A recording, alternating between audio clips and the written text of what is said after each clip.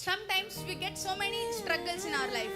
కొన్ని సందర్భాల్లో మన జీవితాల్లో కొన్ని శోధనలు, ఇబ్బందులు ఎదురవుతూ ఉంటాయి. So then don't leave the God. దేవుని మాత్రం విడిచిపెట్టే వారిగా మనం ఉండకూడదు. Be loyal to him.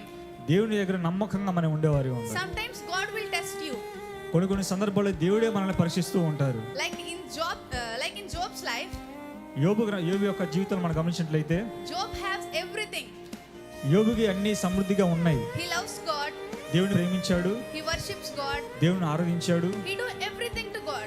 దేవుని పక్షంగా ఏం చేయాలో అన్ని కూడా చేశాడు. Still God keep a test to him.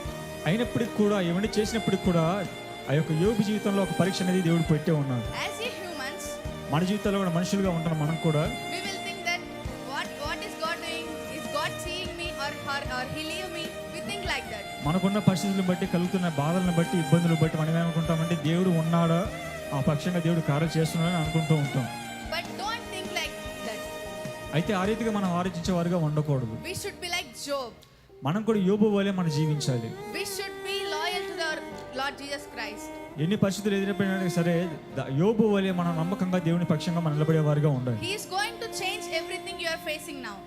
మీరు ఇప్పుడైతే ఏదైతే ఎదుర్కొంటూ ఉన్నారో వీటన్నిటిని కూడా మార్చగలని దేవుడు మన దేవుడు.